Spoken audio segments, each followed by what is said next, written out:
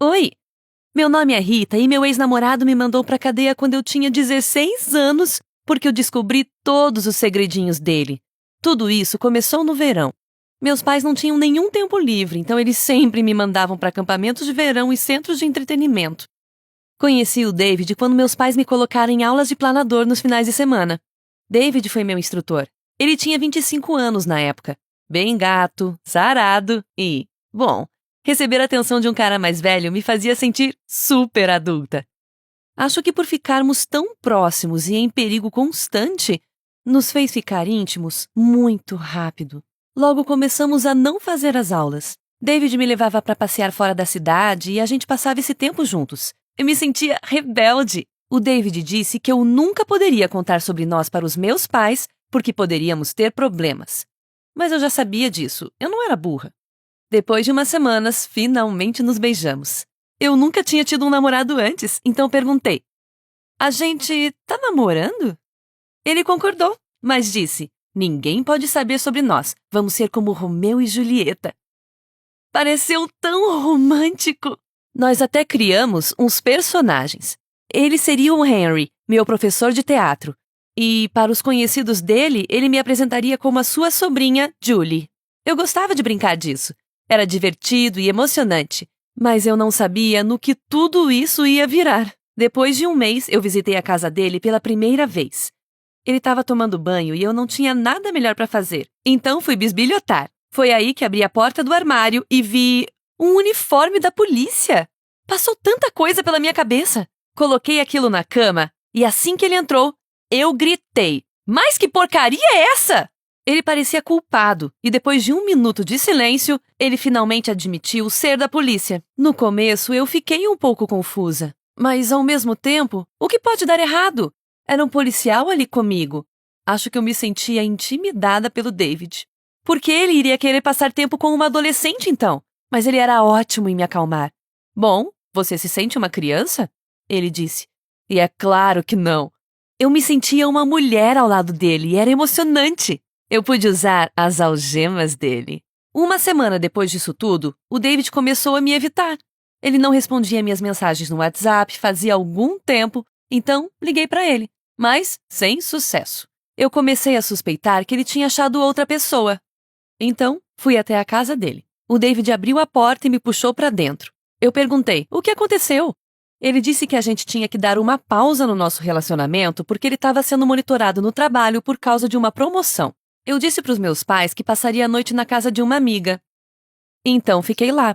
O David pegou no sono rápido porque ele ia trabalhar no turno da noite. O celular dele vibrou. Na mensagem tinha o endereço de uma escola de ensino médio e o número de um quarto 217. Depois de tantos segredos guardados, eu não conseguia confiar mais nele, ou eu estava muito insegura para não investigar mais.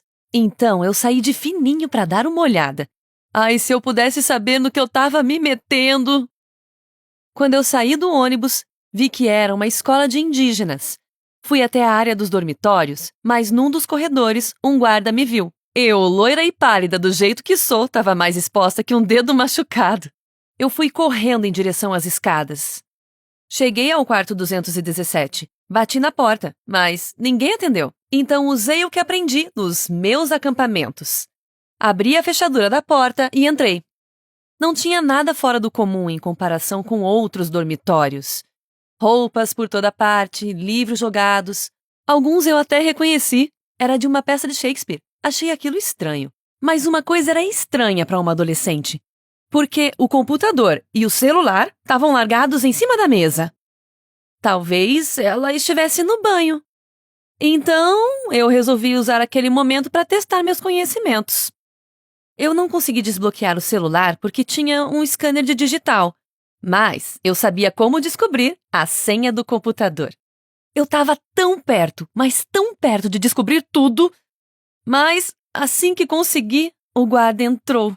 Então, fui levada para a delegacia por invasão de domicílio.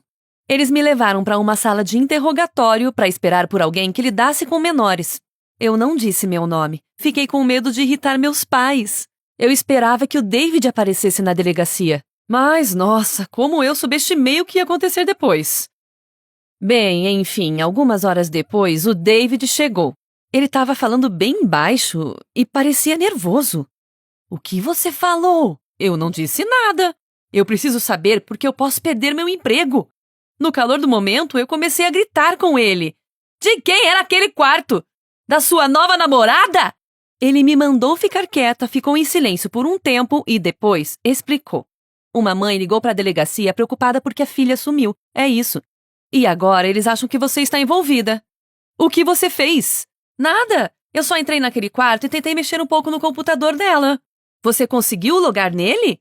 Eu fiz que sim. Ele me pediu pela senha do computador. Tempestade.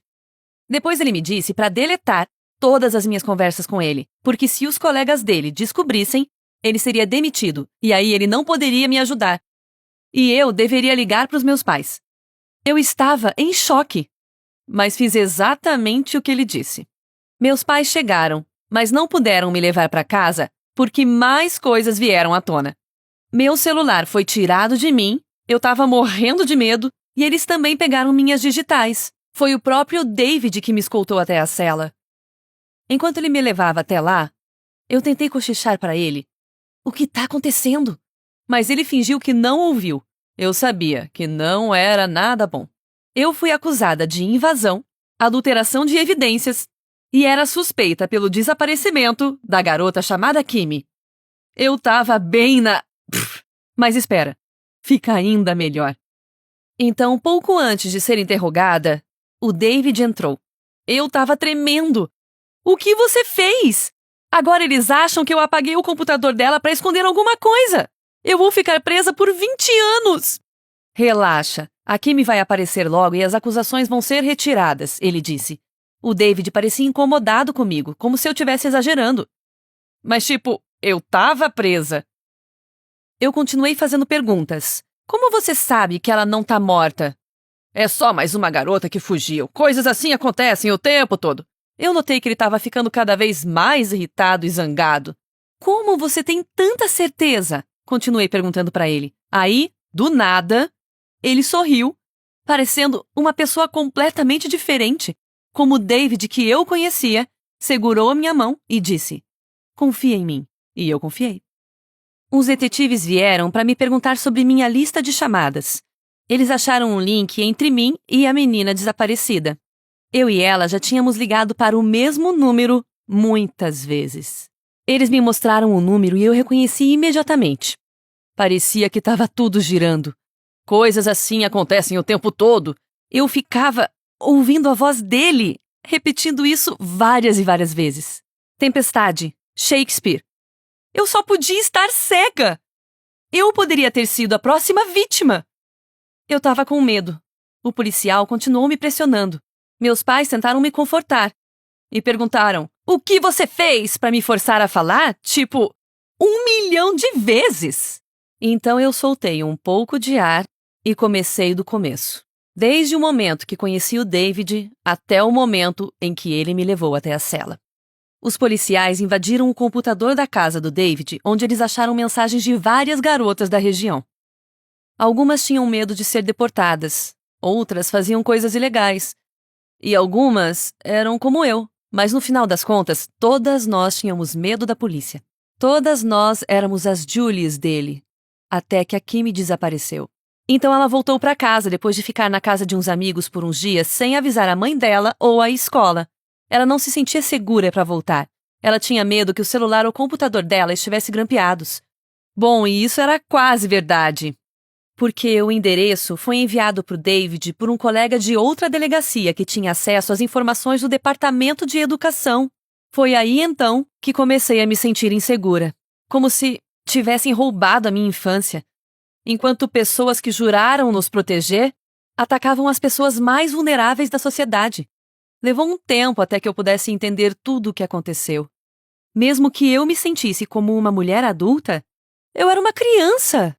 Me senti forte ao contar essa história, e eu comecei um grupo local para apoiar meninas que passaram pelo mesmo que eu. Eu já não sou mais uma rebelde sem causa. Você gostou da história? Não esqueça de curtir o vídeo, comentar e se inscrever no Assim Aconteceu. Nós postamos vídeos novos toda semana.